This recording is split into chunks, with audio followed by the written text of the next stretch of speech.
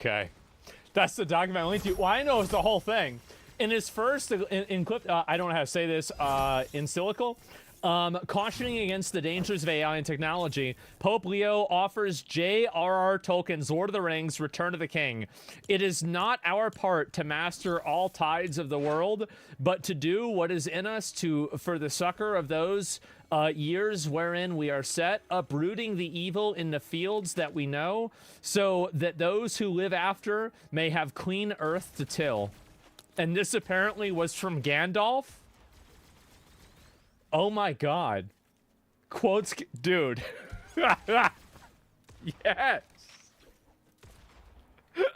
Oh my god. I love to see that. That's great. And ironic because AI is good for the world, not bad. Advancements in green energy, etc. Well, I think that you can make a generalized statement about technology without necessarily saying that specifically is bad or not. So Lord of the Rings now is part of the, because I mean, this goes in like Vatican, like this is like Vatican lore now, right? So like now, bro, and by the way, like J.R.R. Tolkien was like a huge Catholic, like a devout, extreme Catholic. Like there's a lot to this. So it's in, yeah, this goes in, yeah, this goes in the Vatican archives. This is, I'm so happy this happened just because I feel like, I mean, he needs more respect for that. Because, like, Lord of the Rings is one of the most defining fantasy works of all time, and it's completely coded in, like, Catholic, Christian, like, Catholicism ideology, right? It is. It's completely coded in that. And now you have this insane fucking thing. The Pope is calling this out. The Vatican is Minas Tirith. Maybe you're right. The Lord of the Rings is the New Testament. Is that right? Excuse me. And yeah, we have Donald Trump quoting Mean Girls and a Pope quoting Gandalf. Yeah. Gandalf is basically Jesus.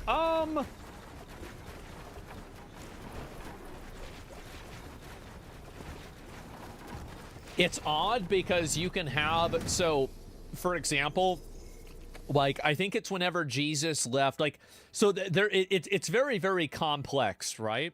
Is that yes, no? Well, no. There's like, there have been evaluations of this that are like more in depth, right?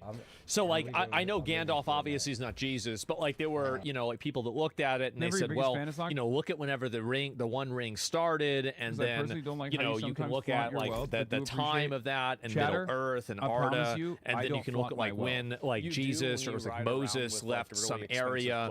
It's very actually complex. It's extremely complex. And there are a lot of there's a lot of tie-ins, right? And like I guess one of the easiest and most obvious tie-ins is Saruman, right? Is that like Saruman, like what is the linguistic you know, etymology of that? Sar, which is obviously serpent, right? Which is, you know, the serpent in the Garden of Eden, and then, you know, you had obvious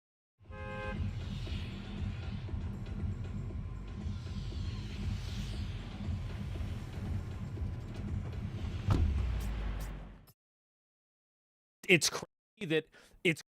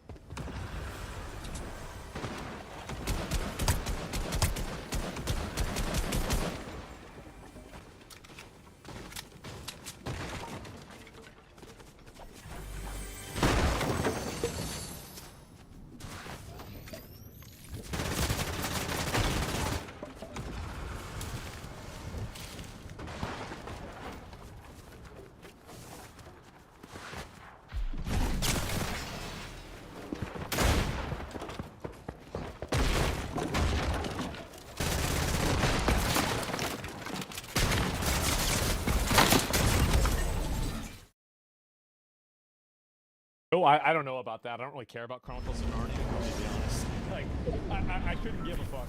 So yeah, this is awesome though. So the Pope quoted Lord of the Rings. Man.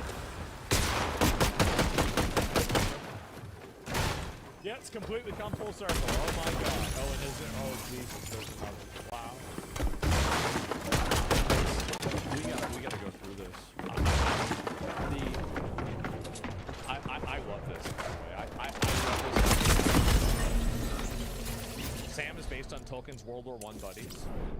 More correct is actually, so Tolkien was an officer in World War I, and Sam is based on one of Tolkien's subordinates that he said that subordinate embodied everything that a perfect man and a perfect soldier was meant to be, but because of the organization of the military, he was supposed to be the superior of this person, even though he felt like that person was the moral paragon of the way that you should behave. So it's act like that's true, but there's more complexity to it as well. Oh!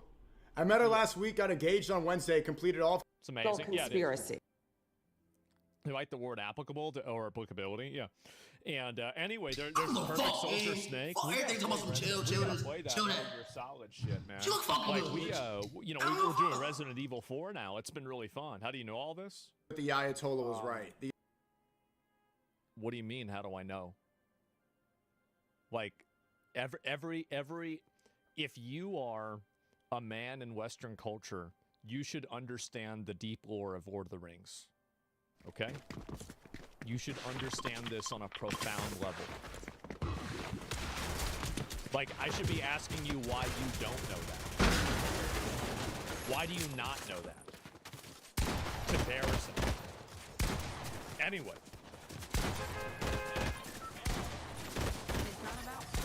It's about his activity. So we'll wait and see what he's got going on there. Also, some issues with the dog collar that I don't like. Azra and Amani, thank you so much. They can't even fucking say it too because they're worried about getting sued. Isn't that funny? Well, yeah, because nobody really knows, but it just seems that way, right?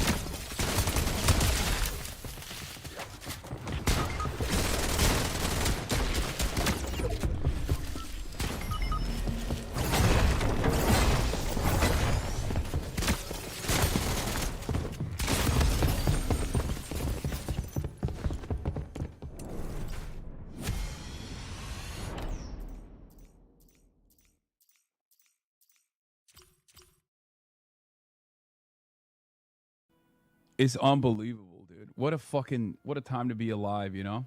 Yeah, it sure is. I'll see if there's any more of these that's worth looking at. Let me see if I can find it. Yeah, what is this? Hassan subpoena.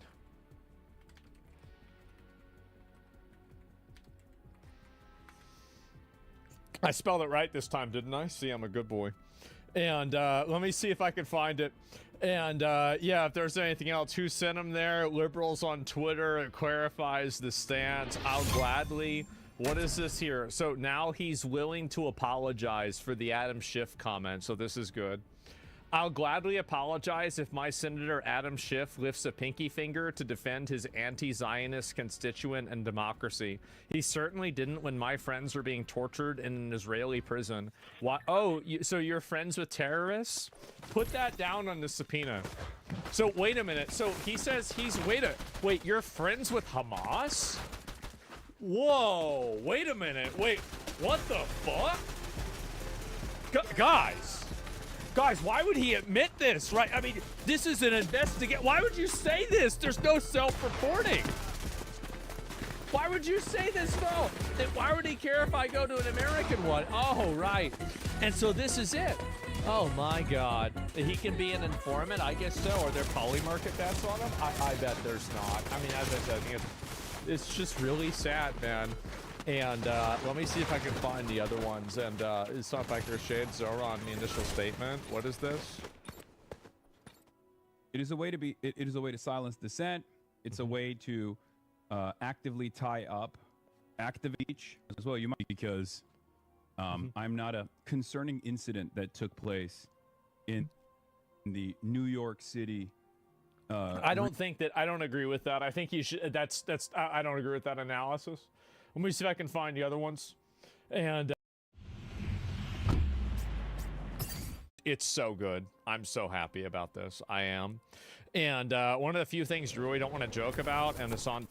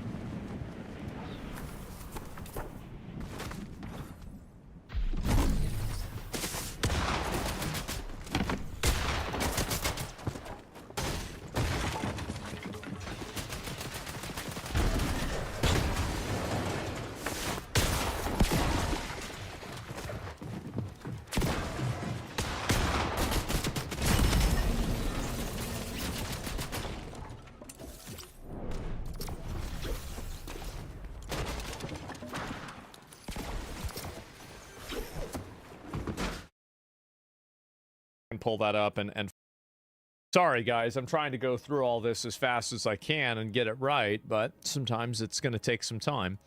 Okay, and what is this here? More Iranian reports say explosions and air defense activity are being heard in the cities of Kershmala and Isfahan. Uh-oh, here we go.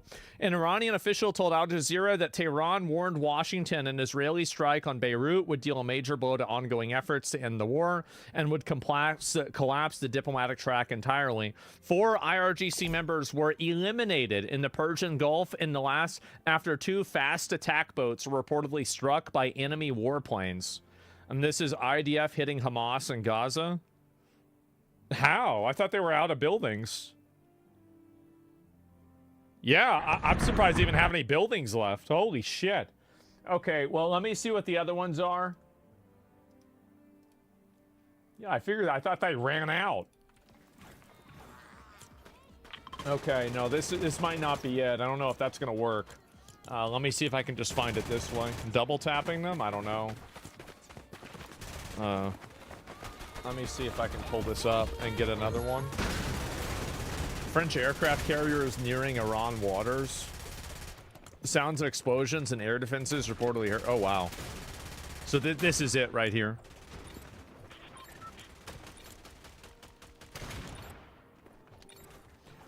I don't know why the audio isn't working. Who knows? But either way, there it is. And so are they going to surrender? I don't know. Southern Beirut was evacuated 2 hours ago. I mean, that's what happens. Hezbollah's Islamic Resistance issued Statement 11 today. Is this their video?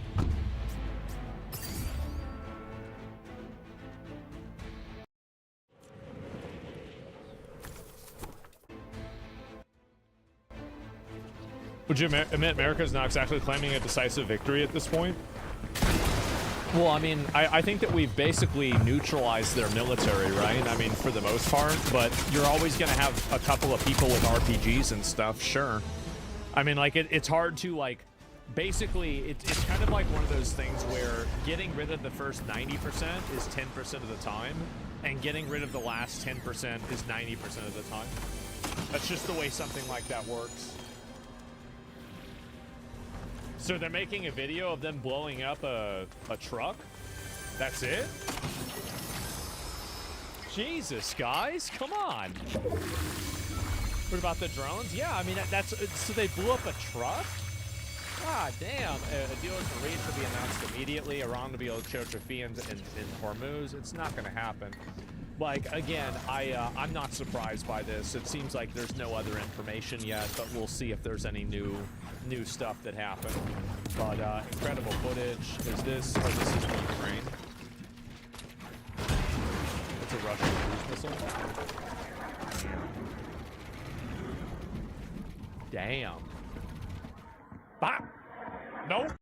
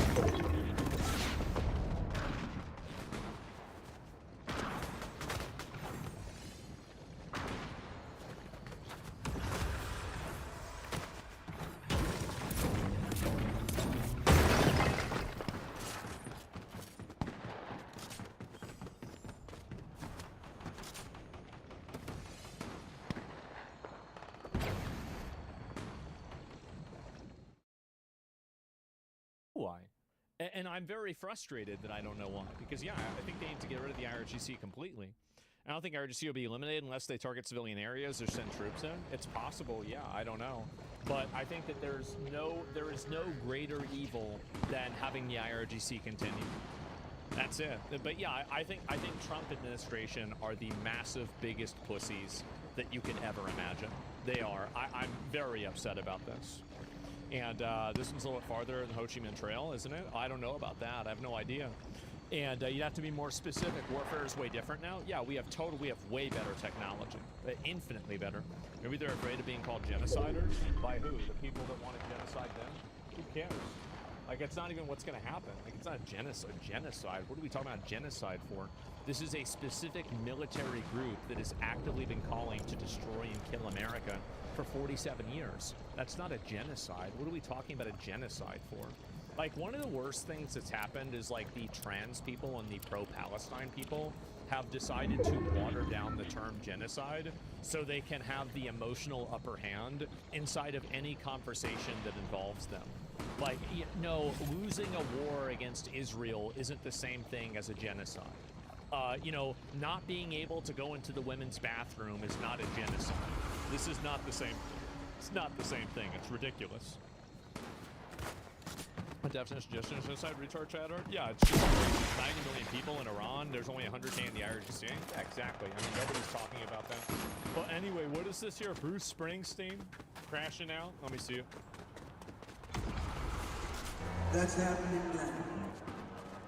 The richest men in America have abandoned the world's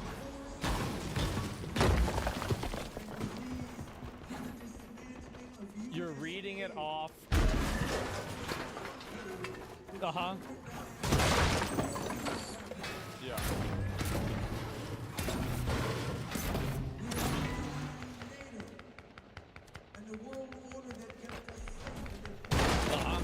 Reading it off a teleprompter. I really think that, like, if you're a musician and you want to do this, reading off your, your Twitter post about how about Elon Musk and Donald Trump are mean. Israel I think that you lose so much influencers do not realize is that the left wants to kill us. Like, they literally want us dead, and they will work to effectuate that. They want to silence us. They want us debang, deplatformed, and ultimately they would prefer if we all just died. You have these types like Dan Bilzerian. He says left and right is an artificial divide. It's a construct to keep Israel critical voices divided, but it's just simply not true. There is a political left. They're unified by ideology, and to the extent that they criticize Israel, it is strictly within the playing lip service to it and boundaries of their left-wing ideology. Exactly. The idea that we're going to paper over those differences and we're all going to hold hands and unite one struggle against Israel, it's just not practical, and I don't think, and at the minimum, it's overstated the extent that that's possible. So, it sounds like this, they remind you, if the left had it their way, they would destroy the right wing. Thank you. Oh my God, thank you. What a lot of these Israel critical influencers do not realize is that the left wants to kill us. Like, they literally want us dead, and they will work to effectuate that. They want to silence us. They want us debang, deplatformed, and ultimately they would prefer if we all just died. You have these types like Dan Bilzerian. He says left and right is an artificial divide. It's a construct to keep Israel critical voices divided, but it's just simply not true. There is a political left. They're unified by ideology, and to the extent that they criticize Israel, it is strictly within the playing lip service to it and boundaries of their left-wing ideology. The idea that we're going to paper over those differences and we're all going to hold hands and unite one struggle against Israel, it's just not practical, and I don't think, and at the minimum, it's overstated to the extent that that's possible. So, it sounds like this, they remind you, if the left had it their way, they would destroy the right wing. Thank you. Oh my God, thank you. What a lot of January 6th again. He just keeps going on.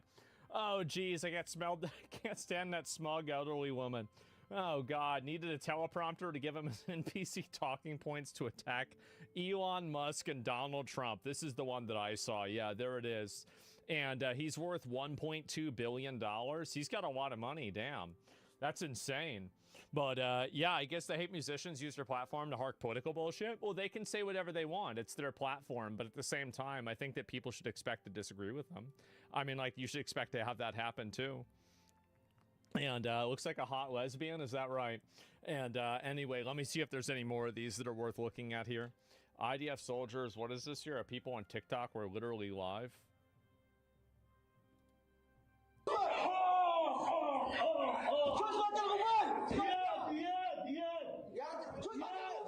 Oh my God. Jesus. Jesus.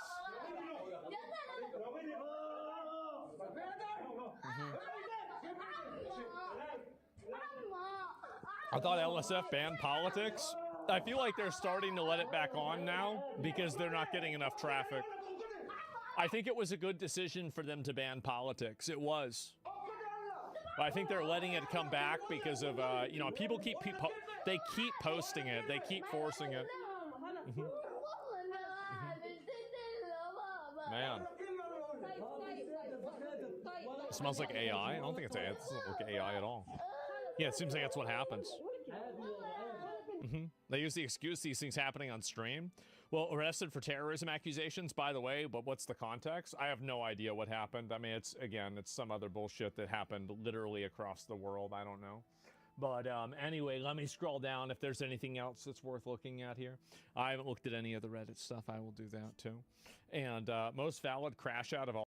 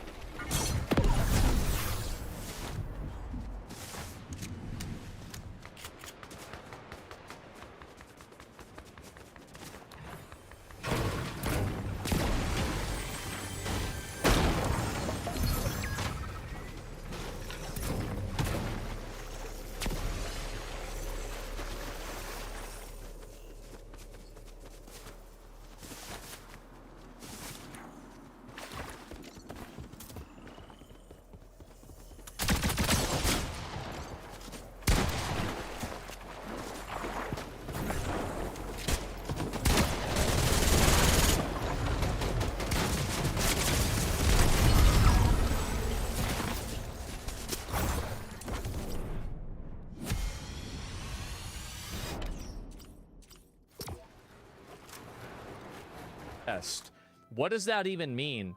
If the fans say that her characters are trans or gay, then it's the artist's works to make them the way the fans want. You see, this is what I do it for. This is exactly Starlight Moondust. All right, you guys ready? Scholar, anime lover, philosopher. I know you won't believe this one. Full-time socialist, quarter Asian, acute autism, ADHD, PTSD, FF fans, feminist frequency and Final Fantasy, rainbow emoji, watermelon emoji. Now, I don't know why you'd want to list off all of your debuffs. I don't know why you would do that. Like, why would you, I mean, I feel like this is something that you'd have to, like, interrogate out of somebody. Really? I mean, this is like, yeah, your mental illness maxing. What is this? He's world buff for being retarded. So a crybaby retard. Well, yeah, and these people, by the way, and this is the reason why I am so aggressive against these people. It is. I don't blame her. Every other comment is some Western person trying to say this. Certain individuals, it's always the same people. Yeah, it's always the same people. Just a trans girl who loves anime, of course, right? What are hood weebs? I don't even know what hood are. Like, hood weebs are black people that like anime, right? Is that really... I mean, like, let's just get down to brass tacks here. Is that what hood weebs mean? Black people that like anime? Is that, I mean, I don't even is that a different dynamic? I don't even fucking know. So it's fucked up? Yeah, it sounds stupid to me. The certain individuals in questions. This is how non-black people get when black people get mad at their favorite ignorant celebrity. Man. Yeah, I am indeed a gatekeeper. Stay away from the things that I like. Oh my god. She'll be moving to Taikubo where people are telling him to kill Orihime. I don't know what that is. How did she manage to get the most insufferable fan base? Well, the thing is that your fan base, like a lot of these people, the black people and scholars, I don't know about that. Hoodweebs are blackwashing art fixers. Yeah, so this is one of the things that these people do is that they take art and then they make the characters black and gay. And then they get mad whenever the artists don't make the characters black and gay. This is a super common thing with anime now. And the problem is that most anime people are like, they're unwilling to call this out and say how retarded it is. So what they do instead is they just let it happen. They let it happen. They did this with Dan to Dan. They did this with, they do it with Has Been Hotel. They do it with, and that's not really an anime, but it's animated. Like, I'm trying to think, there's a couple of other ones that they really get into it with. Miku, yeah, Hatsune Miku, her being Brazilian or what, Black Miku. Like, this is Freerin. Oh, yeah, not really with Freerin, I would say not. Dragon Maid. Well, usually the people that do that should be investigated by the FBI. Yeah, basically all of, I guess all of them. Yeah, maybe the answer is all of them. How about that? What character was in Dandadan? They made, what's his fuck? I don't remember the main characters, like, fuck. Momo and what's the main guy's name? I'm trying to fucking remember. I watched the entire first season. I forgot even what his name was. And, Okarun. Yeah, Okarun. There it is. And, it made them black, right? And so there it is, Ken. I don't know about that, but, not exactly. It was a VA for an English dub, not the author. Well, I'm not sure about that. This is why the West truly is... This is why the West is truly the cancer of the world. It's the guy with the Japanese... I wonder if... I understand it. I wouldn't let them control me. She's too patient and respectful to that weird-ass fan base. Yeah. I like, you know, that Tekken guy who, like, as soon as somebody started putting, like, gay shit on Bayonetta, he was like, get the fuck out of here, retard. That's exactly how you need to handle this. We try calling them out, but they have a lot of commies, extremists, and activists and retarded kids who aren't even fans trying to take over our space. It's the same thing with the gaming spaces. Well, it's because you guys aren't mean enough. That's the reason why. You're not aggressive. You can't be defensive. You have to be offensive. It's not enough for you to hold your ground. You have to remove any sort of ground that they have. Anything that they have, take it away from them. It's not enough to say, okay, well, leave us alone. No, you can't leave them alone. You have to go after them. And then if you do that, maybe things will get better. But until then, it won't. That's it. And I know people don't want to hear this because it's a little bit aggressive, but it's the truth. I'll be right back.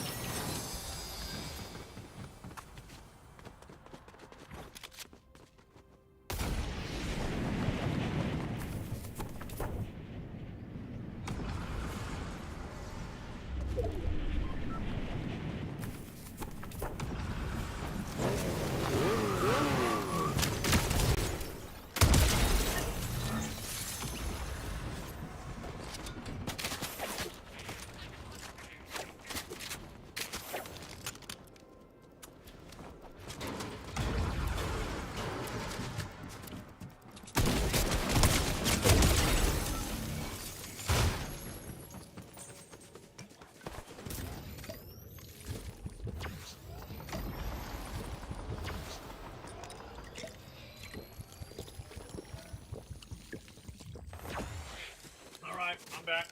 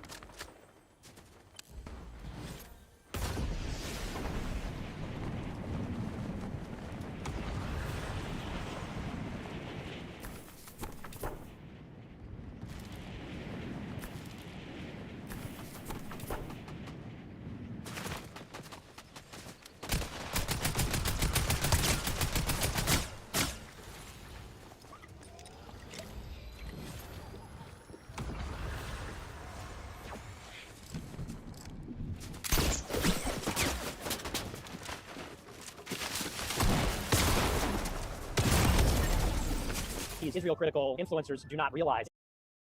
Call that AI.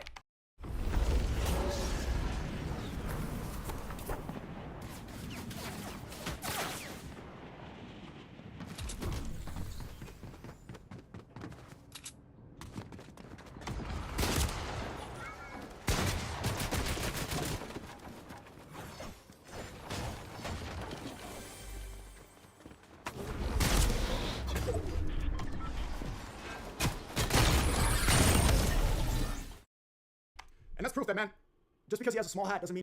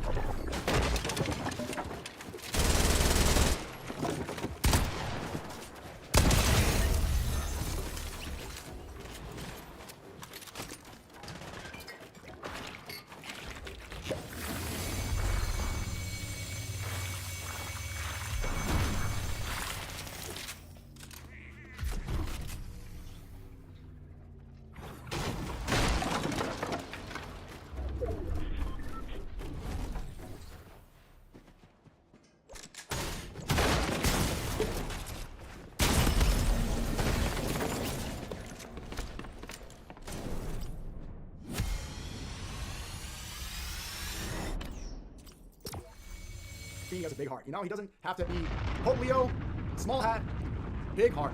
W Pope Leo. You Catholics, man, you Catholics are really lucky to have a Pope like this. He's a great man. Breaking overnight, 2 historic announcements from Pope Leo at the Vatican. The Pope has released a manifesto calling for regulation of artificial intelligence and for its developers to work for common good rather than profit.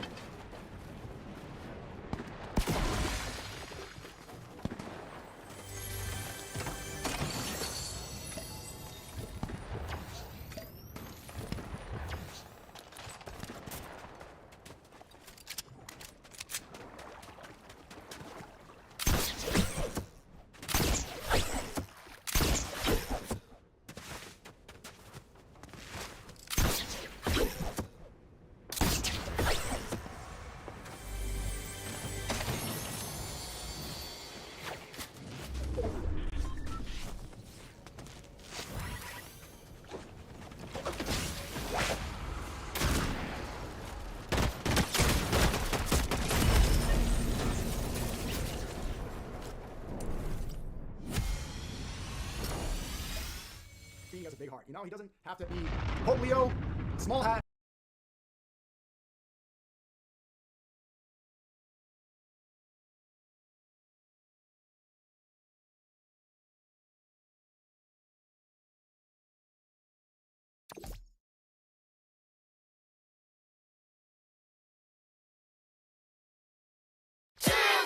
Typo, 1 to the kidney, 2 to the dome. That's left, right, left, right.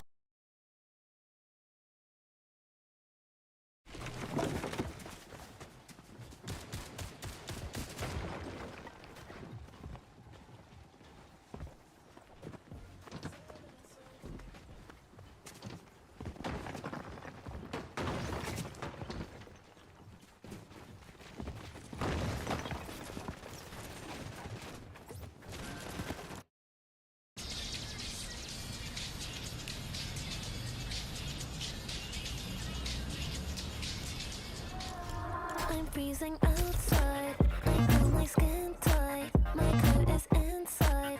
But I look up at you. I tracked your plane ride. Well, when you're in tonight, tell me when is the next time I'll run into you? It sounds insane, right? I'll take the same flight. Wait at your bedside. I'll land right next to you. I'm going stateside, but I'll see you tonight. Tell me, how did a girl like me get into you?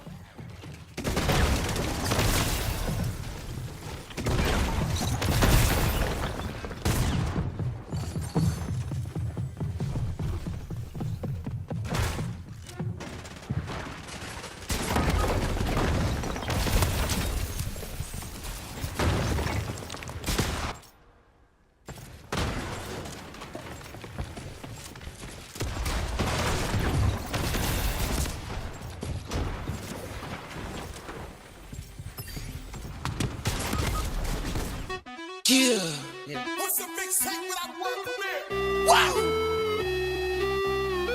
Yeah. Yeah. Wow!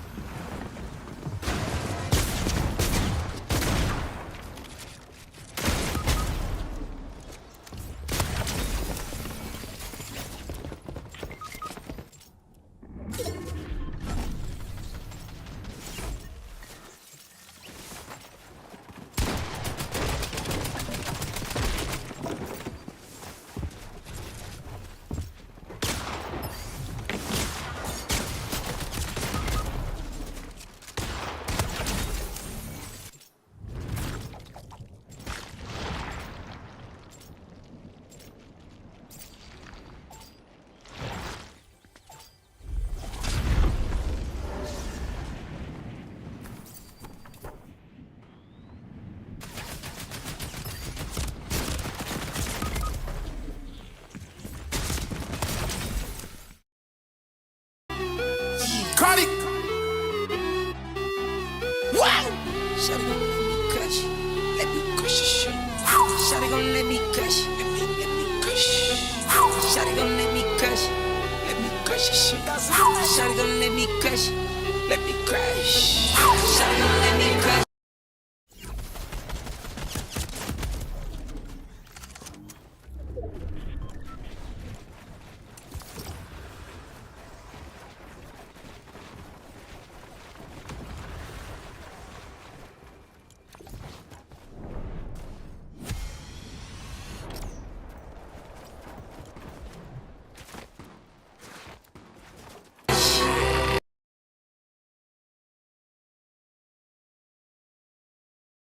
Target is probably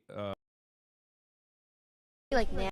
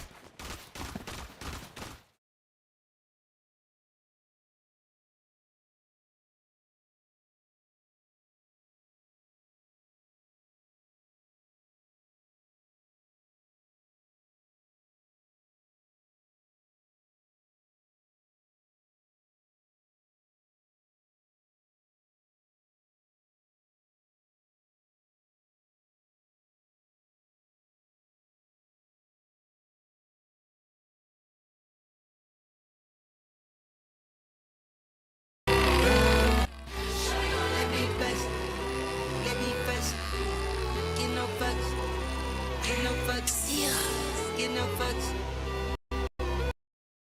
Yeah. Shawty gon' let me crush. Crush it. Crush it. Shawty gon' let me crush. Crush. Shawty gon' let me crush. Crush. Shawty gon' let me crush. Shawty gon' let me. Shawty gon' let me crush. Let me crush.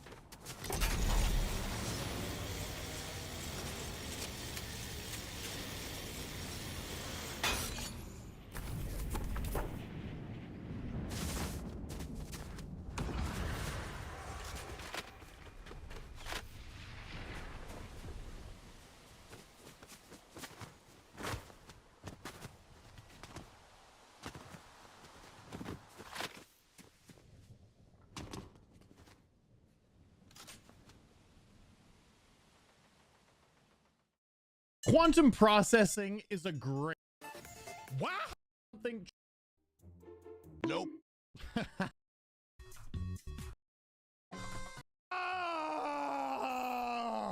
Winter.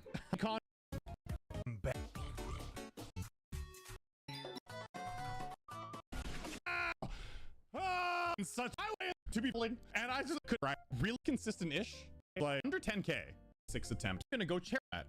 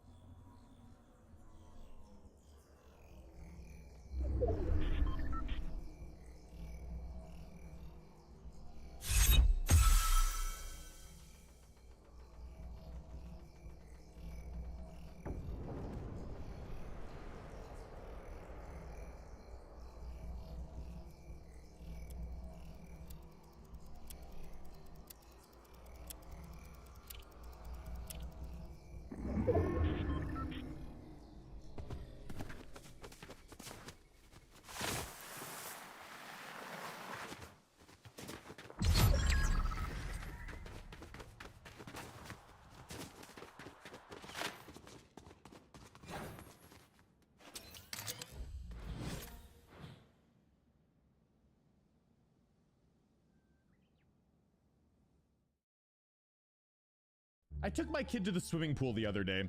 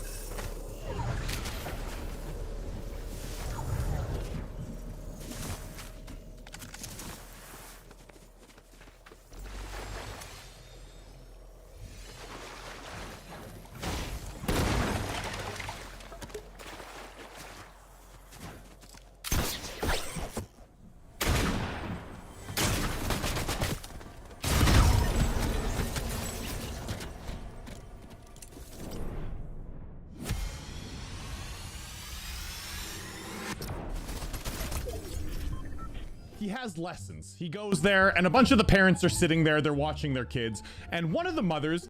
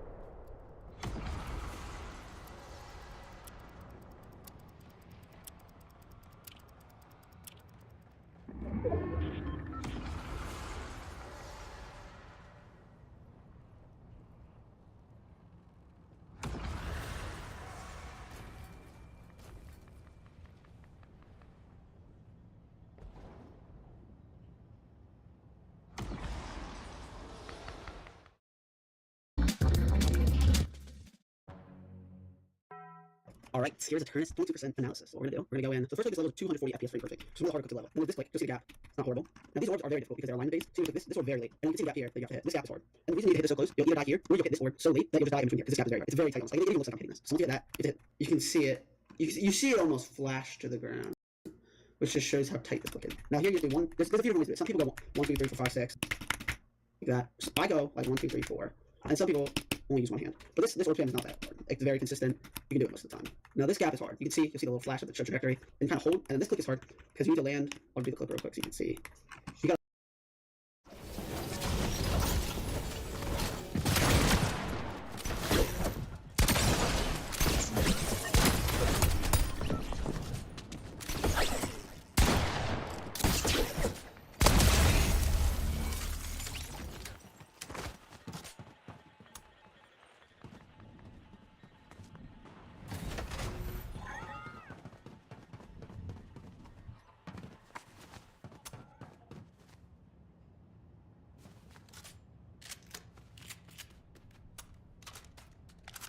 You gotta land right on the corner of this so that you don't hit the salt or this. You gotta do it. Some people do just.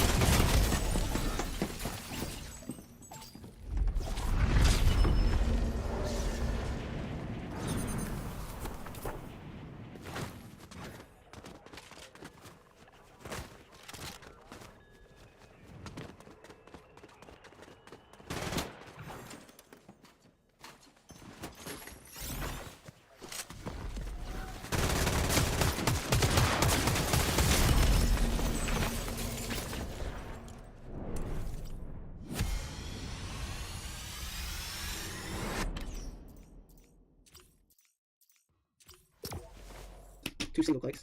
I prefer doing a double click so I can kind of buffer it. Like that. This gap isn't too tricky. Then now we get to the maze. And the maze is probably one of the easier parts of Turnus. Now this click is hard. Click here, boom, boom, and another click here. But these clicks need to be pretty much instant, otherwise you'll die up here. So you gotta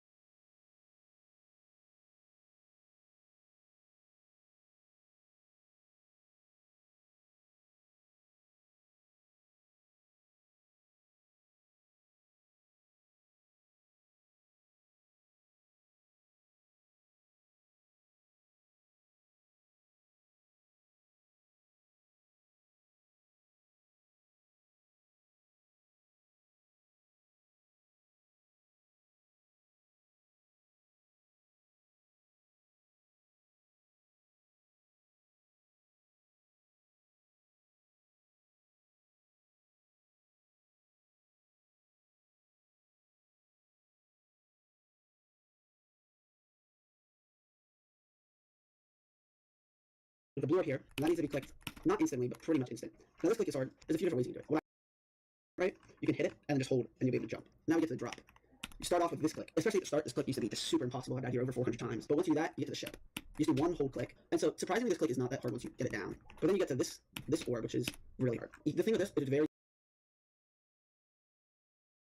Our pal Asmon Grift has responded to yours truly for the second time, and it's as dumb as the first time, only it's a fair bit longer than the previous response, but not by that much. I mean, his first response was about 40 minutes, and this one is just under an hour. And I bring up the length of his response for two reasons. The first is to prepare you for the length of this video. I don't enjoy making long videos because the edit you see is significantly shorter than the time it took for me to edit. This is time and energy I can be spending on other non-YouTube parts of my life, but I do so because if nothing else, I am thorough. The second reason is because Asmongold is a liar and a hypocrite. As you will soon see, his excuse for not responding to my 1 hour video is that it's too long, and his audience will zone out. But hilariously, his response to me is literally 1 hour long. Mind you, my video was 16 minutes. His response was over 3.5 times longer than my video, but he lies and says his audience doesn't want to watch a response to a 1 hour long video. Is that why you made a 1 hour long video, Zach? No, you see what happened is that Asmongold is a coward. He pre-watches videos off stream, decides that video is too difficult for him to respond to, and then he mimes on stream like he's watching a video for the first time. The length of the thing he's responding to is completely irrelevant. This son of a bitch streams every day from 6 to 8 hours at a time. My video would have been an eighth of the length of his entire stream. So in reality, he realized he couldn't refute the things I said in that video, and he did what all cowards do: duck the smoke and wait for the heat to die down. So in all likelihood, this is exactly what he's going to do to this video, because I'm about to body bag this coward for 100 minutes straight. Let's get on with it.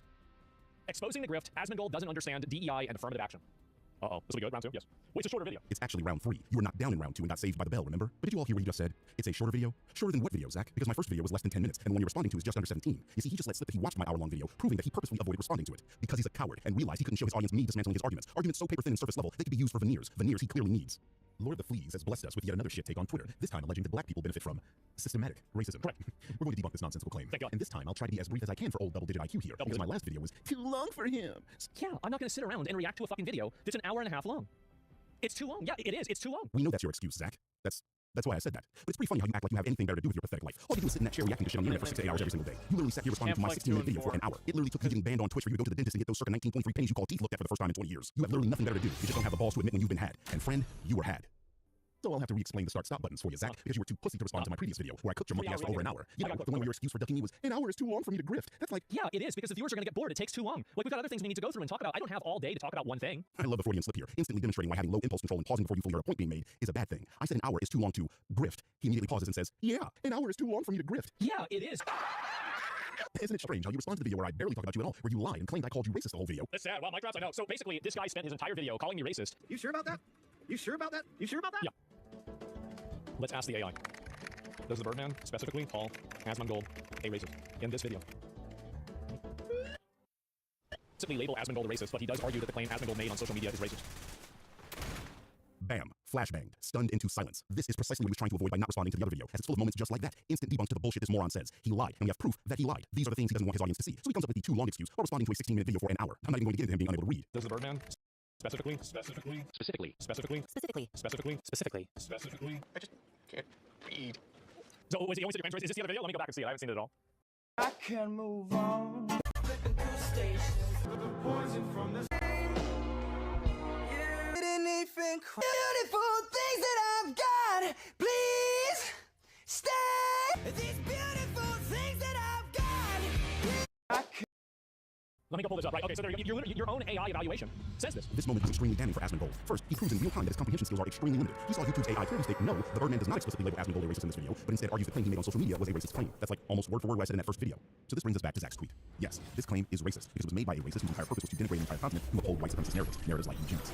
So the point I made was a direct refutation of the claim that Zach made. He made a tweet defending Donald Trump's claim that Somalis were low IQ, and my response was that Trump's claim was a racist claim by going into the history of that claim and showing that it originates from Richard Lynn, a self-proclaimed racist. Again, I'm saying the claim Trump made was racist, and Zach was arguing that it wasn't. In other words, we're not even talking about Zachariah Holt. We are talking about Donald J. Trump. Literally at no point in that video did I call Zach a racist, and that's what YouTube's AI communicated here. Somehow, he thinks YouTube saying, no, Birdman didn't call you a racist, is YouTube saying, yes, Birdman did call you a racist. This guy's a moron. And second, Zach's screen is proving that he pre-watches videos he reacts to on stream. If you look at the URL bar when he goes to search, he has a pre-made URL replete with the exact timestamp he needs to prove his point. So as you can see, his reactions are not honest or genuine. He comes into these streams with ready-made talking points and pretends he's watching these things for the first time, proving that he was afraid of showing his audience my rebuttal. Let me go this. Right, yes, this claim is racist because it was made by a racist. There we go. No, he's not saying you're racist. He's saying everything you're saying is racist and made a video about it. Right, of course. The video where I spent the length of a short film ramming my fist up your ass is the one you ran away from. It's too long. We heard you the first time, coward. You don't need to pause every other second to reassure us, you insecure bitch. If you think your audience is so brain dead it takes more than a couple seconds of someone else talking, perhaps you should stop contributing to that and train them better. Red means, shut the fuck up, I'm still talking. Green means, it's your turn to speak. You seem to have difficulty understanding when someone hasn't finished making a point. That's why I have to hit elementary on your ass. So he made this video for me. Who else would I be making the video for? I'm using second person pronouns, dipshit. Unlike you, I'm not afraid to directly address the person I have a problem with, and I don't have to send my audience to go do my dirty work.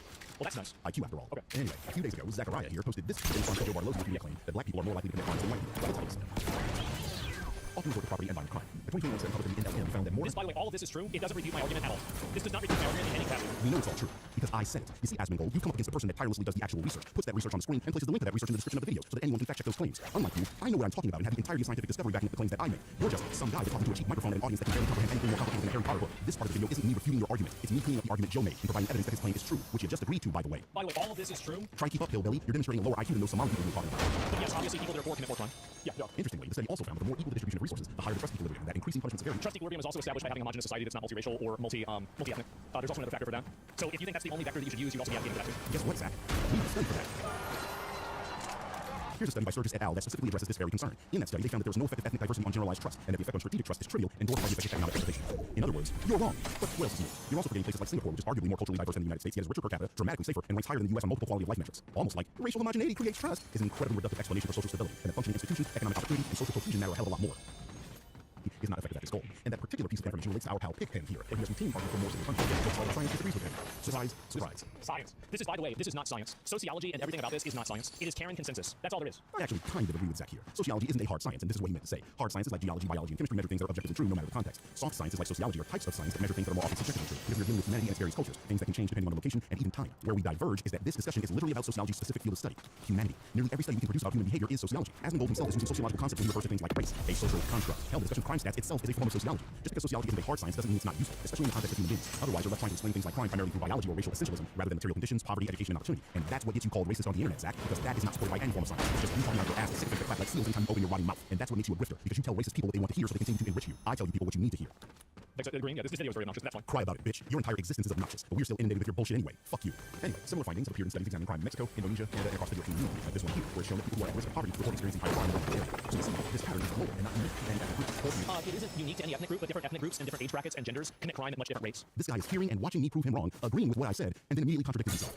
No, Zach, ethnic groups do not commit crime at different rates when you correct for the very factor that you just agreed to correct for, you idiot. The only outlier on your list is gender. Yes, men commit far more crime than women do, but that's not what this discussion is about, and when we said that to fill out your otherwise incredibly thin and evidence-less soliloquy, we are talking specifically about ethnicity, and I just proved with evidence on the fucking screen behind you, numbnuts, that people do not commit crime at different rates when corrected for the factors that lead to crime in the first place. You are starting with the outcome instead of the cause, dumbass. We are talking about the cause. But more than that, you have no business telling me. You're just talking to take you at your word. I showed you mine. Where are your statistics? Where are your studies? Where's your evidence? You're on the internet. There's nothing stopping you from using Google and proving what you're saying to your audience. The problem is, if you did that, your Google search will prove you wrong in real time. And as we all know, just like the reason you don't stream difficult games anymore, you're definitely afraid of looking incompetent in real time. An insecure coward, in other words.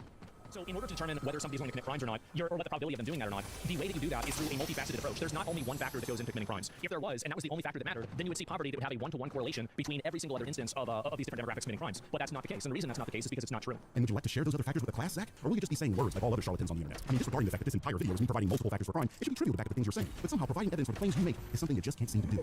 Flat Earthers also just say the Earth is flat, but they have yet to provide photographic evidence of that being the case. So, like them, we can simply disregard the claims you make until you provide evidence. And no, Zachariah, talking is not evidence. Just saying everyone knows it's true. Economic mechanisms observed in poor Black American neighborhoods are observed worldwide amongst people of entirely different ethnicities and cultures. Even the white supremacist favorite non-white country, Japan, experiences higher crime rates and poverty and unemployment rates, as shown in this study. Moving slightly west, South Korea experiencing a single crime rate where it's actually crazy that somebody can be this stupid. Agreed.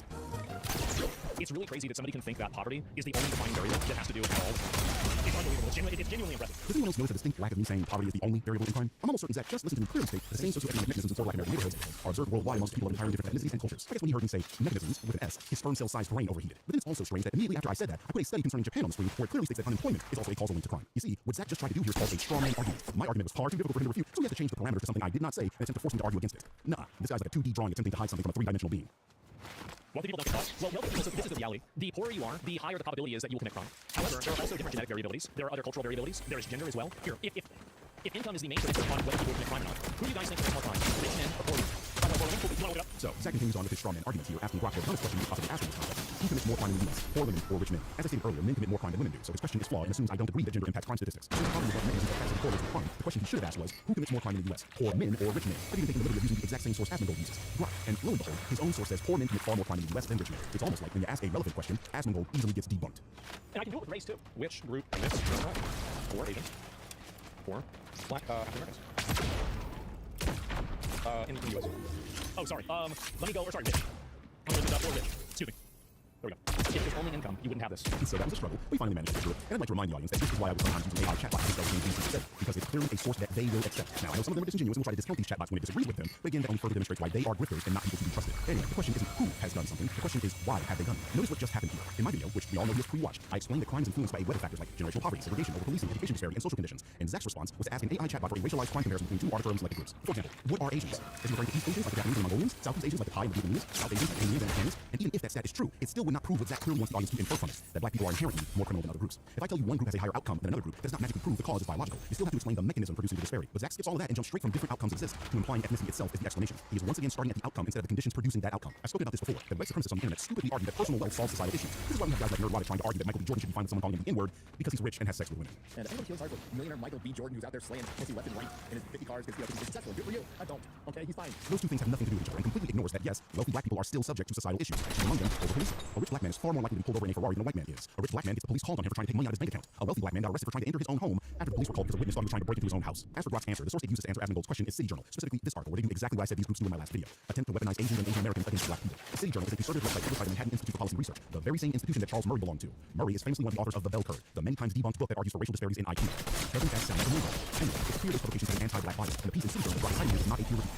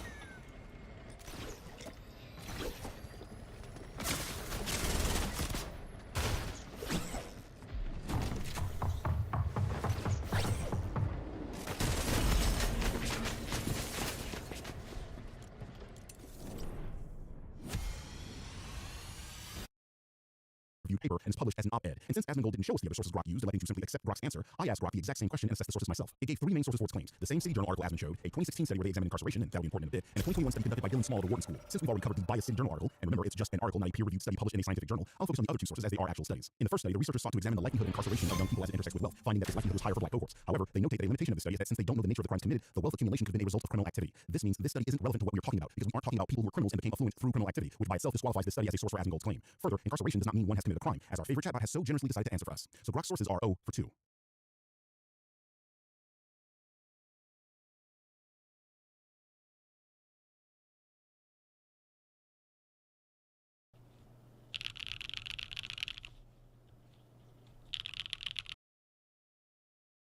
In the Wharton study, the researchers' conclusions are nearly the opposite of Grok's claim, that black individuals of the same socioeconomic status as white people in Philadelphia were at a higher risk of being shot, not that they are statistically more likely to commit crime. This is not an answer to the question Asmongold asked. This is why you do the actual research, you goofy bastard. So this is, I don't know how a person can be this stupid. I really don't. It's sad. As poverty and its aging. He never said that. He did say that. So there is hope for Asmon's audience after all. Perhaps I treated you too harshly, daughter. Someone in his chat correctly pointed out that Asmon is lying to his audience, attributing claims to me that I did not make, and he immediately shut that person down and continued lying. Gangsta Yosh, you are noticed. He's implying that the reason why there's a difference between crime is because of socioeconomic status. And even when you control for socioeconomic status, there is a dramatic variance in crime based off of ethnicities. And as we just proved, he doesn't actually have a source supporting this claim. It is a defined fact that is statistically represented. But the broader statistical relationship between resource deprivation and crime appears repeatedly across continents and populations. This is why many scholars argue that racial disparities in crime are better understood through the lens of concentrated poverty, inequality, historical segregation, and access to opportunity, rather than waste itself. The funny thing about this is that... Oh, allow me, Zach. The funny thing about this is that you just heard me say that poverty isn't exclusively the reason communities engage in crime, listing off multiple different factors, and you had no response to that. The whole beginning of your video has been you arguing against a position I don't even hold, something Gangsta Yosh tried to tell your moronic ass. Hell, Big Cat here also tried to warn you that your usage of Grok would backfire on you, and you still put out this video anyway. Oh, if I could only see the look on your face when you pre-watch this video and decide not to respond to it. Black people are the only group of people that's ever been discriminated against in America.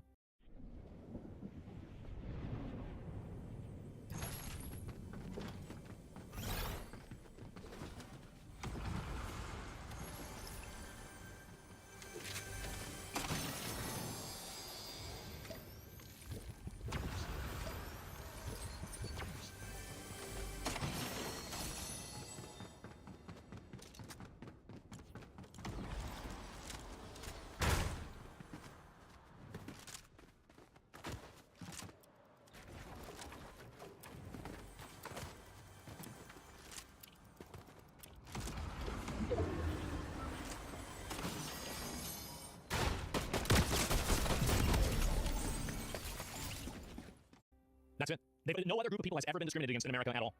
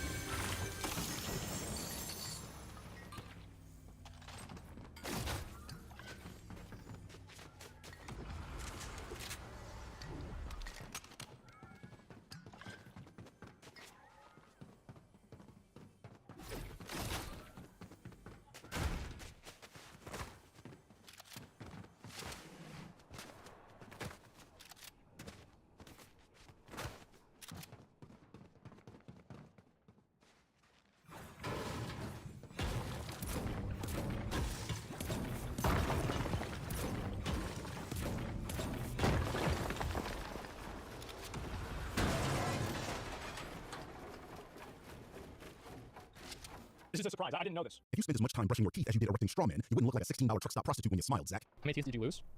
I have a single-digit number of actual real teeth left. Mr. Trigger Black. Yeah, I don't know. I think this is an AI voice, so I'm not even sure if this guy's black in the first place, but who knows? Let's cut the shit, Zach. My channel is older than yours. I was the #1 ranked Blanca player in the world back when you were doing your first World of Warcraft raid and still had a tangible hairline. I have videos older than your entire YouTube channel. I can't possibly have been AI before AI existed, dumbass. You stole this weak AI voiceover idea from your dumbass fans who were so thoroughly impressed by my melodious voice. Their only recourse was to cope. In the comments, man, I love the chat right now. Blanca deserves more respect. Motherfucker, do you know who I am? You're looking at the #1 Blanca player on PlayStation in the world. Me. Look up the rankings for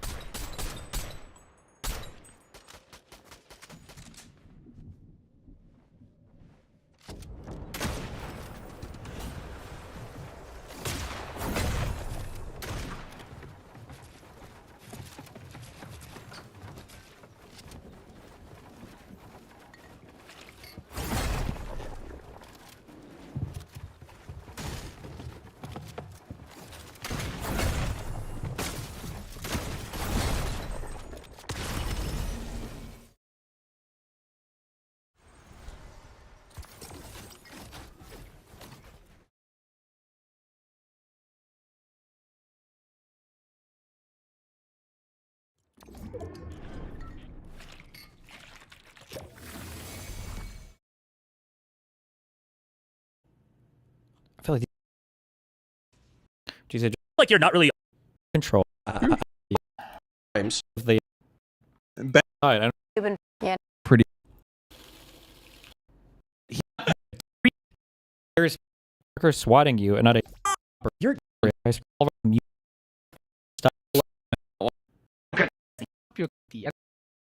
and the reason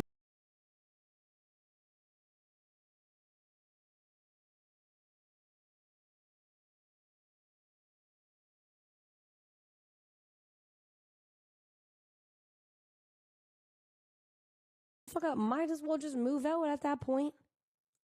So obviously I'm like, okay, I'm gonna move out. I'm like, high key, I was being kind of petty because I was forced to move out. And I was 17 at this point. And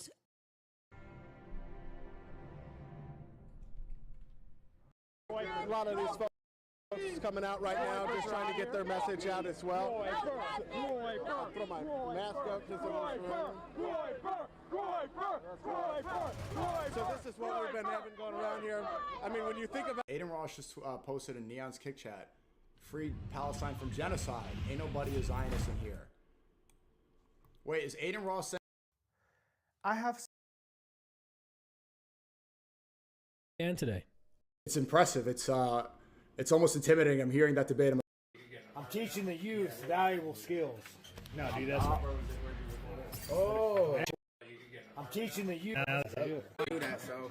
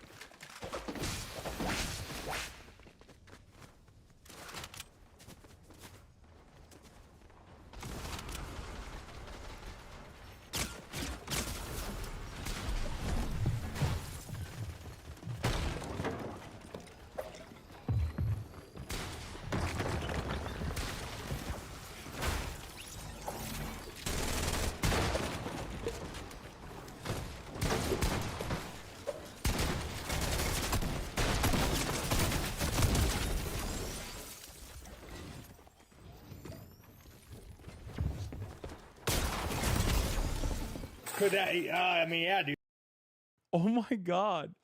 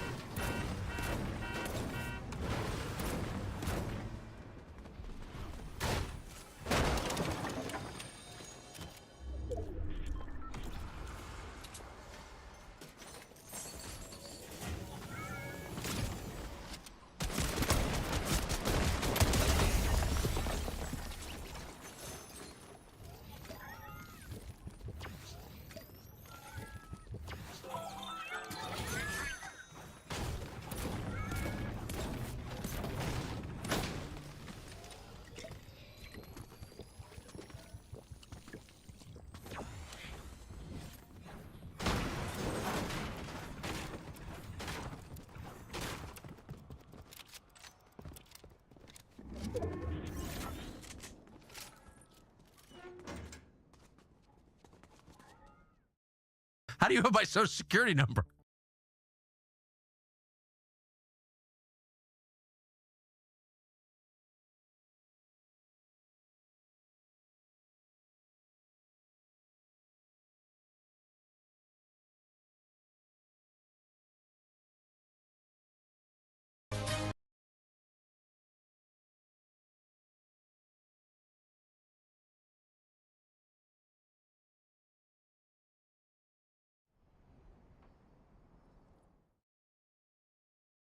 maybe he's happy about it, or he'd probably still ban anyway. What a lineup. You know what's funny? I was at Central Park the other day getting some sunlight, touching some grass, and this black gay guy comes up to me with this girlfriend.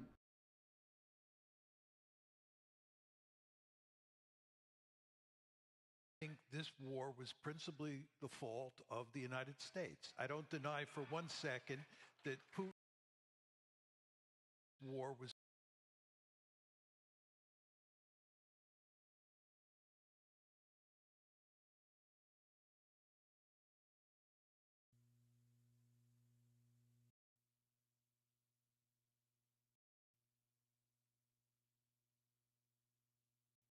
and you're now rattled. Losing. Happened since October the 7th. Debate and the thousands watching on the Society Foundation is quoted. Adam's words. You get to geopolitics. He's a columnist at the Foreign Policy magazine, a must-read, and a member of the Quincy Institutes. We are good to go, and was opposed. Go see the countdown clock for our debaters' time segments, their opening remarks, their rebuttals, and their closing remarks. Join me in a loud round of applause that'll keep them on their toes. What would you say are the... And our debates on schedule. Fantastic. Okay, ladies and gentlemen, we're underway. Stephen Walsh, you're up first with 6 minutes on the clock. Great. This is a debate between realists and crusaders. We all believe the United States should be actively engaged in the world and support a rules-based order.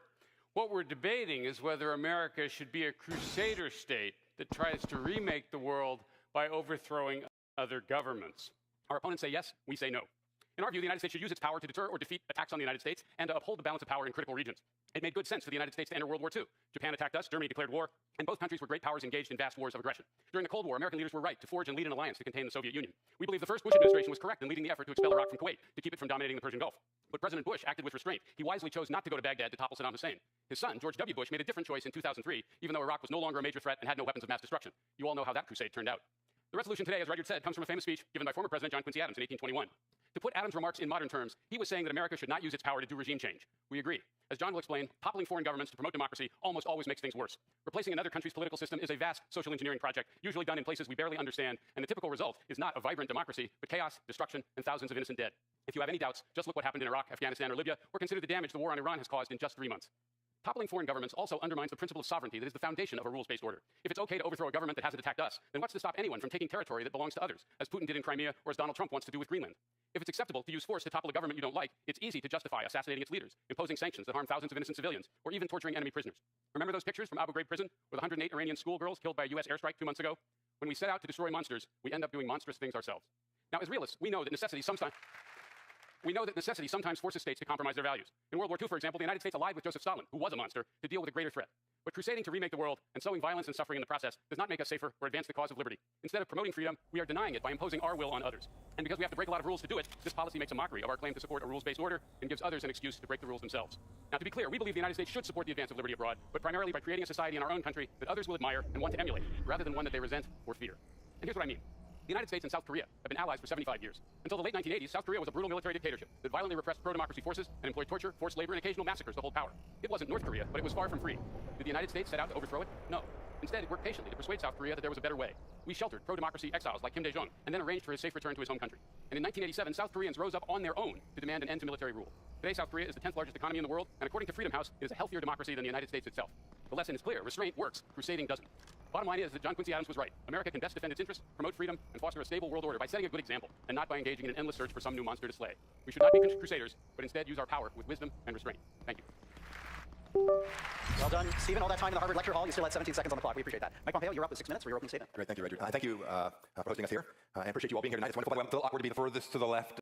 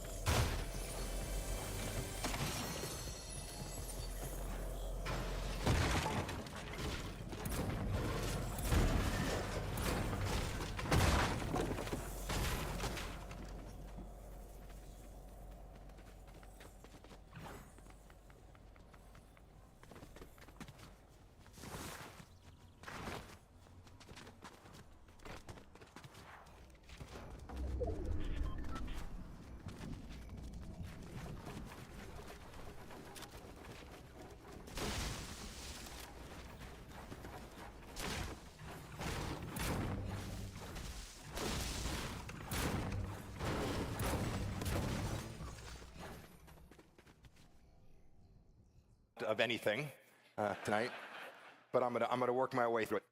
So the resolution talks about not hunting monsters. Right? So we're not gonna go hunt them. But at least we heard our opponents acknowledge that monsters exist. That's a good start. But of course, what history shows us is if we don't, once monsters are identified and we know who they are, if we don't pursue them, they'll come pursue us. We'll talk about those tonight at great length. And I, for one, and I think Tori would agree, we'd rather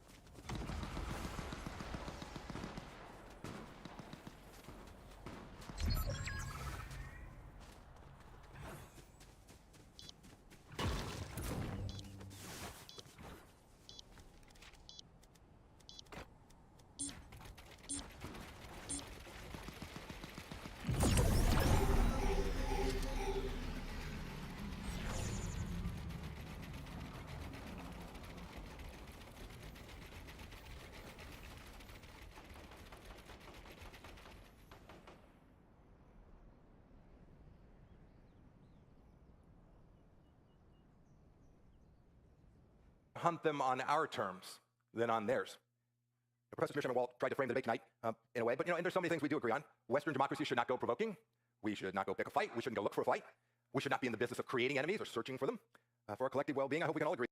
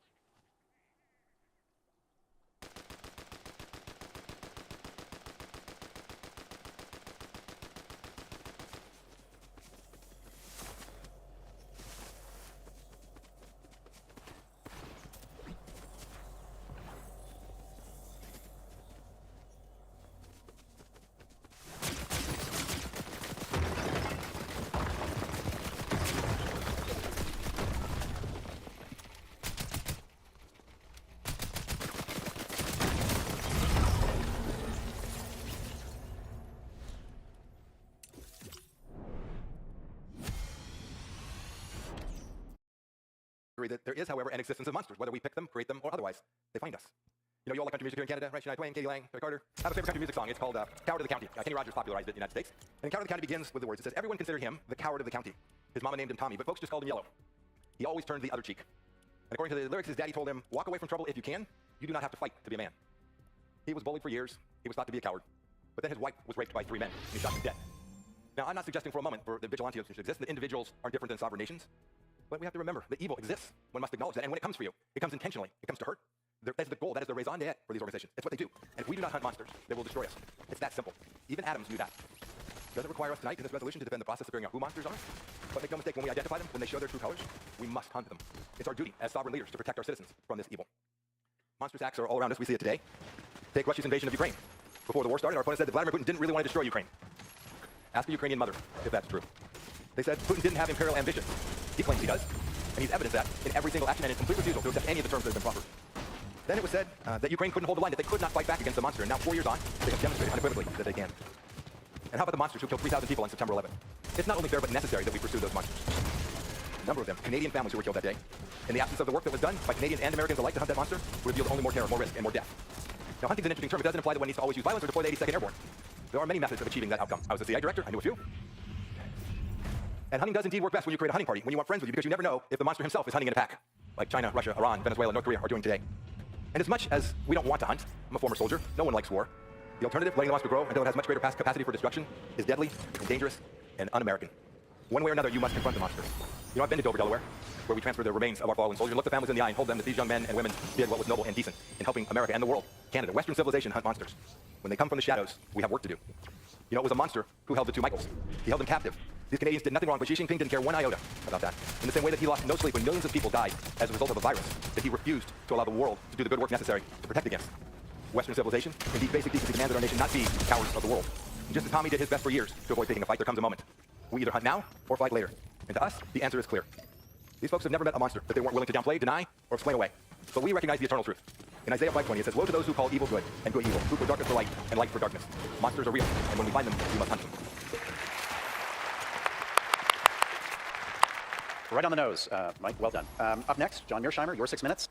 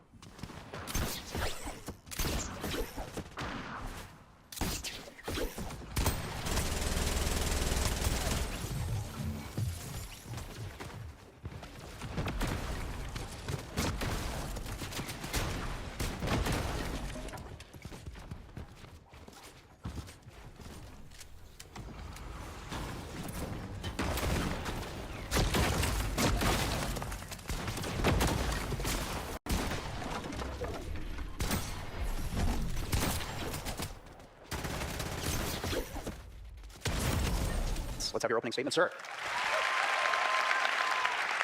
It's a great pleasure to be here, and thank you all for coming out to hear this debate tonight. What I'd like to do is pick up where Steve left off and talk about the costs and consequences of being a crusader state. And let me start first with the costs, the human costs of being a crusader state. Let me give you 2 examples. First has to do with a study that was done by the Watson Center at Brown University that looked at the number of people who have been killed, either directly through combat or indirectly, as a result of the various wars that the United States has been deeply engaged in the greater Middle East since 9/11 or since 2001. And what the Watson Center discovers is that between 4.5 million and 4.6 million people have been killed in the greater Middle East since 9/11 as a result of these wars. I'll give you another example. And this has to do with sanctions. As you know, the United States is addicted to sanctioning countries all over the world, and sanctions are often used for the purposes of regime change, which of course is what crusading is all about. There is a magazine called The Lancet, which is one of the most prestigious medical journals in the world. And last August, this is August 2025, it issued a study which reported that unilateral sanctions by the United States over a 50-year period, this goes from 1971 to 2021, over that 50-year period, unilateral sanctions by the United States resulted in 28 million deaths. Just think about those numbers. This is what you get when you turn into a crusader state. Now, some people may argue that this makes good sense, that these horrendous costs are justified by the end result. This is an argument that Madeleine Albright made in a famous conversation with Leslie Stahl of CBS. Leslie Stahl said to her, you know that 500,000 children have died in Iraq as a result of U.S. sanctions. This was in 1996. And Leslie Stahl asked Madeleine Albright if she thought that was justified.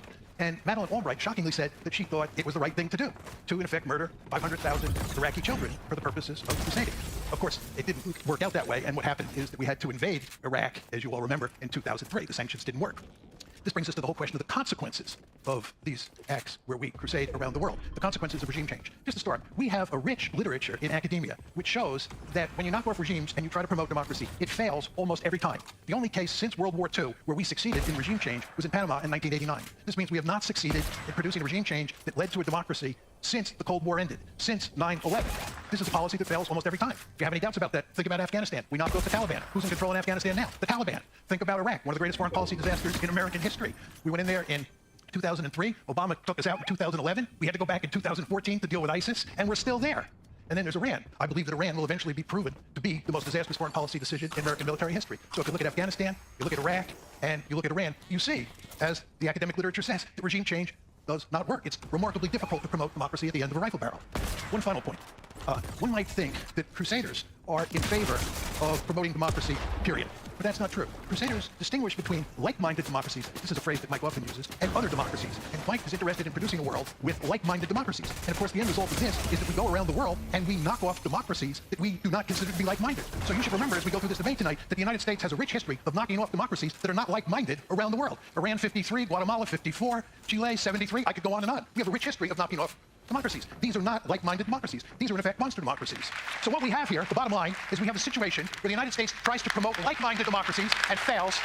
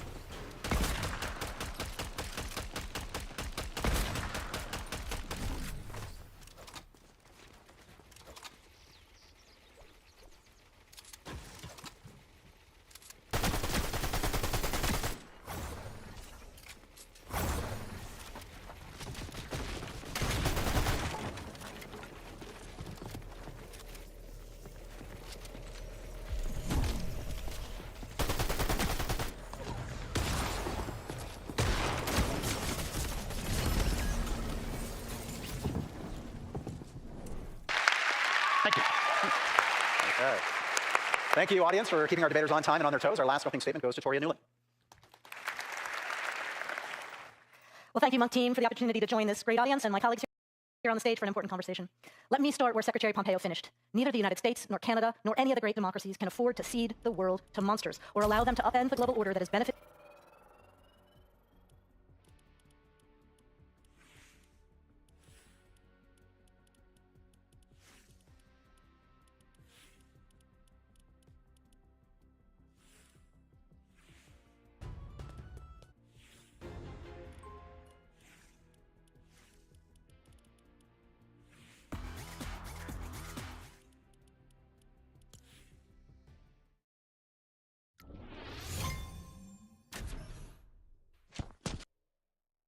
Free nations for 80 years. Mike and I believe, as he said, that the U.S. and our allies are far better protected by confronting those monsters before they grow powerful enough to threaten us at home or to destroy the foundations of the world that we have built.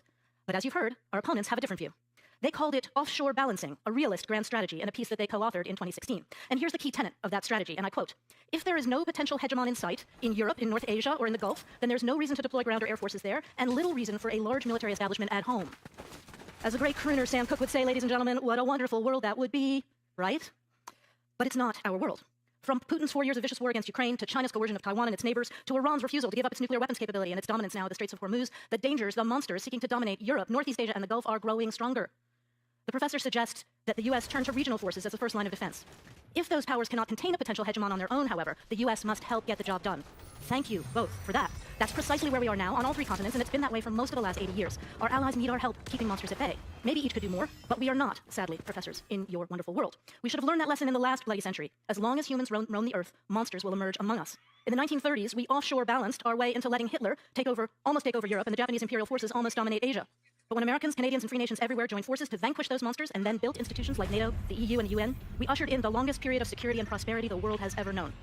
But as Mike has said, hunting doesn't necessarily mean going to war, or regime change as they're trying to accuse us of. As a career diplomat, I will always choose diplomacy first, but it's got to be backed by power, to deter, to contain, to constrain the monster, to dig a ditch that he falls into if we can't reach a settlement that neutralizes him or keeps him in his lair.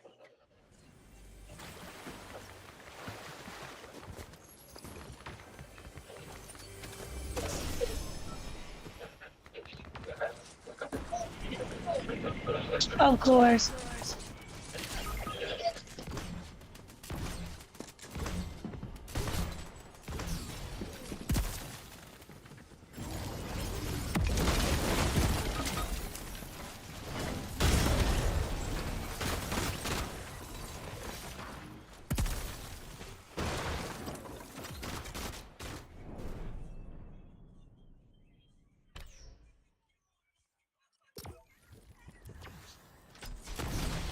War must be the last resort, but history shows some cue to monsters, or allow them to upend the global order that has benefited free nations for 80 years. Mike and I believe, as he said, that the U.S. Who's in control in Afghanistan now? The Taliban. Think about Iran. And you look at Iran, you see, as the academic literature says, that regime change does not work. It's remarkably difficult to promote democracy at the end of a rifle barrel. One final point. One might think that crusaders are in favor of promoting democracy, period. But that's not true. Crusaders distinguish between like-minded democracies, this is a phrase that Mike often uses, and other democracies. And Mike is interested in producing a world with like-minded democracies. And of course, the end result of this is that we go around the world and we knock off democracies that we do not consider to be like-minded. So you should remember as we go through this debate tonight that the United States has a rich history of knocking off democracies that are not like-minded around the world. Iran 53, Guatemala 54, Chile 73, I could go on and on. We have a rich history of knocking off democracies. These are not like-minded democracies. These are in effect monster democracies. So what we have here, the bottom line, is we have a situation where the United States tries to promote like-minded democracies and fails. Thank you. Okay. Thank you, audience, for keeping our debaters on time and on their toes. Our last opening statement goes to Toria Newland. Well, thank you, Monk team, for the opportunity to join this great audience and my colleagues here on the stage for an important conversation. Let me start where Secretary Pompeo finished. Neither the United States, nor Canada, nor any of the great democracies can afford to cede the world to monsters or allow them to upend the global order that has benefited free nations for 80 years. Mike and I believe, as he said, that the U.S. and our allies are far better protected by confronting those monsters before they grow powerful enough to threaten us at home or to destroy the foundations of the world that we have built. But as you've heard, our opponents have a different view. They called it offshore balancing, a realist grand strategy in a piece that they co-authored in 2016. And here's the key tenet of that strategy, and I quote, "If there is no potential hegemon in sight, in Europe, in North Asia, or in the Gulf, then there's no reason to deploy ground or air forces there, and little reason for a large military establishment at home." As the great crooner Sam Cooke would say, ladies and gentlemen, in 2016, real have additions where they grow powerful enough to threaten us.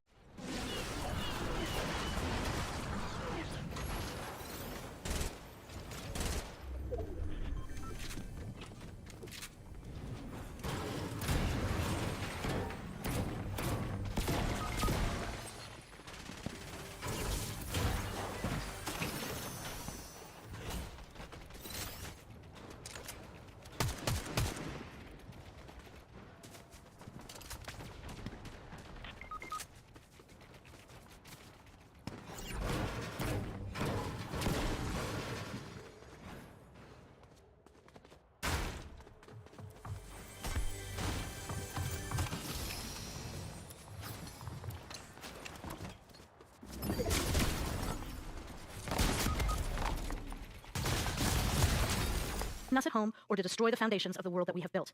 But as you've heard, our opponents have a different view.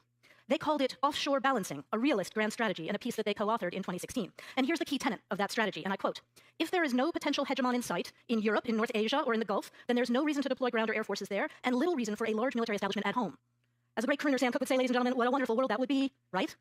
But it's not our world. From Putin's 4 years of vicious war against Ukraine, to China's coercion of Taiwan and its neighbors, to Iran's refusal to give up its nuclear weapons capability and its dominance now in the Straits of Hormuz, the dangers of monsters seeking to dominate Europe, Northeast Asia, and the Gulf are growing stronger. The professor suggests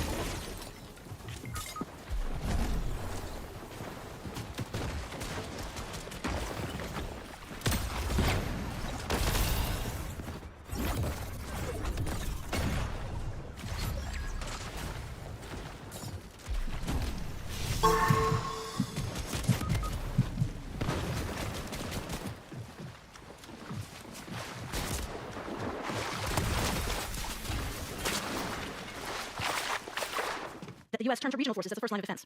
If those powers cannot contain a potential hegemon on their own, however, the U.S. must help get the job done. Thank you both for that. That's precisely where we are now on all three continents, and it's been that way for most of the last 80 years. Our allies need our help keeping monsters at bay. Maybe each could do more, but we are not, sadly, professors, in your wonderful world. We should have learned that lesson in the last bloody century. As long as humans roam the earth, monsters will emerge among us. In the 1930s, we offshore balanced our way into letting Hitler almost take over Europe, and the Japanese imperial forces almost dominate Asia. But when Americans, Canadians, and free nations everywhere joined forces to vanquish those monsters and then build institutions like NATO, the EU, and UN, we ushered in the longest period of security and prosperity the world has ever known. But as Mike has said, hunting doesn't necessarily mean going to war or regime change as they're trying to accuse us of. As a career diplomat, I will always choose diplomacy first, but it's got to be backed by power to deter, to contain, to constrain the monster, to dig a ditch that he falls into if we can't reach a settlement that neutralizes him or keeps him in his lair.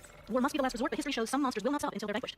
As practitioners, Mike and I also know that each monster is different. Each requires a different set of tools, ranging from inducements to negotiations to deterrence to political economic pressure and combinations of those. As strong nations, we have a full toolkit, but locking away those tools or watching from the sidelines is not the right answer. Nor will Mike and I argue that the U.S. has always deployed its tools right, or in the right way, or gotten the right outcome. But not acting is often more dangerous, waiting not just for the monster to appear at our door, but for it to get into the house. I personally remember vividly a time when we acted, did not act, and paid dearly for it. During countless conversations that I witnessed in Moscow in the 1990s, including with Putin, senior Russians warned us about the growth of Al-Qaeda in Afghanistan and its potential threat to the United States. U.S. intelligence didn't take it seriously. How could some dude hiding in caves actually threaten us? The Russians must be trying to trick us out of our offshore armchair, carefully balanced.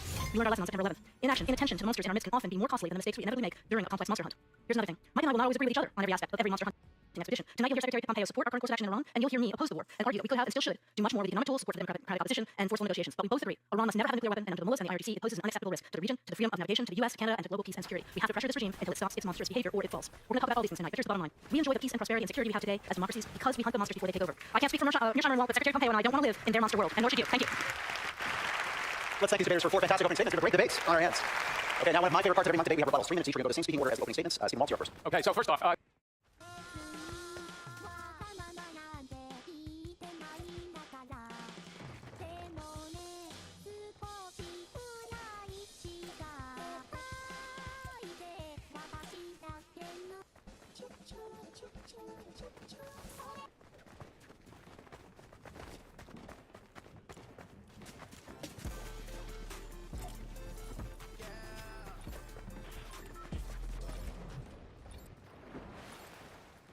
what is the definition of a monster here? Iraq, for example, was a country we supported in the 1980s to balance Iran, and then we decided that Saddam was a monster. So I'm curious as to what the definition is. And as John pointed out, we sometimes think that really like the democracies are sufficiently monstrous we have to overthrow them as well.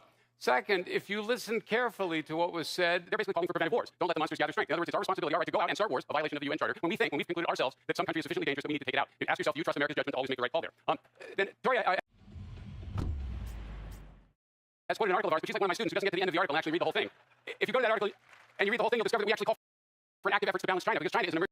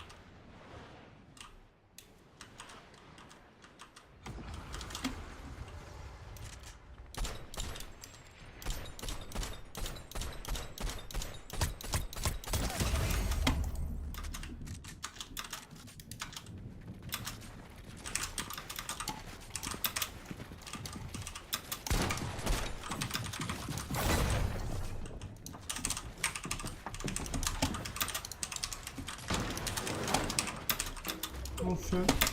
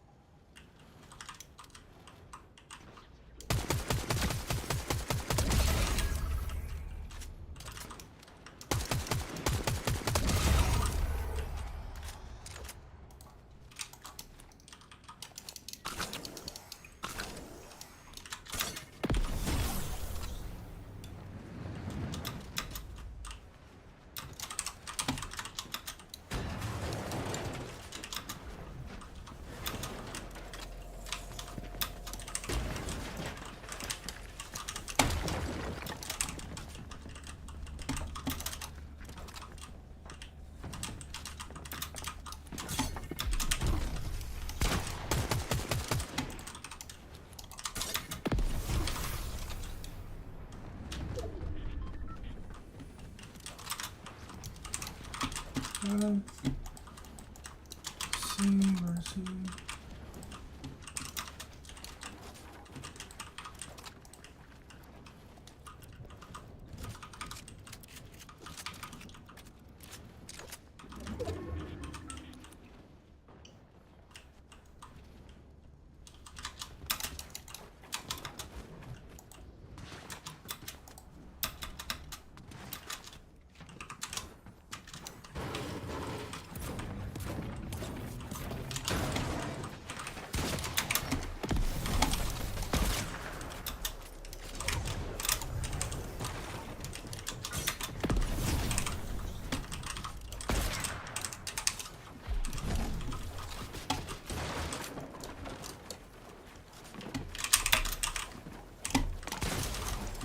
She's done.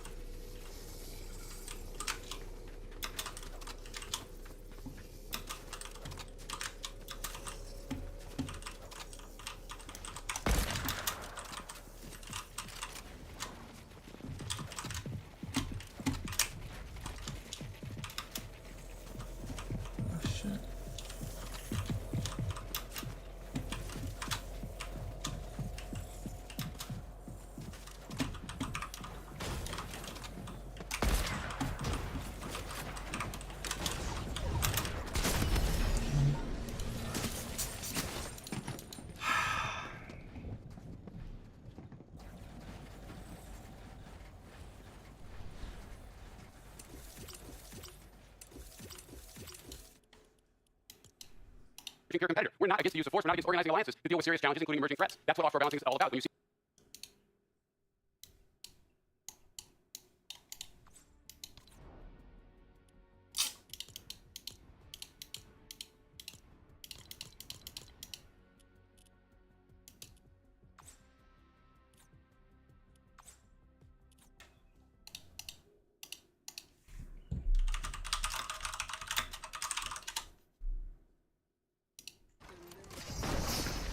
Dang. Yes. Oh yeah, you are. sir. Nice. Yes. Oh yeah, you are. sir.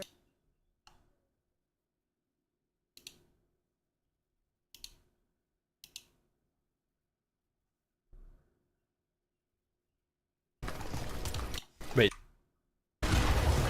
Only another win, and there's almost no way I didn't hit Unreal for that game.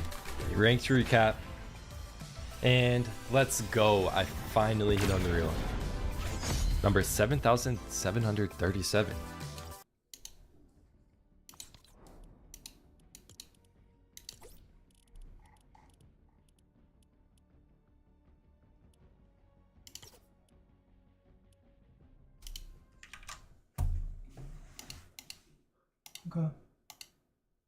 What school of thought do you follow?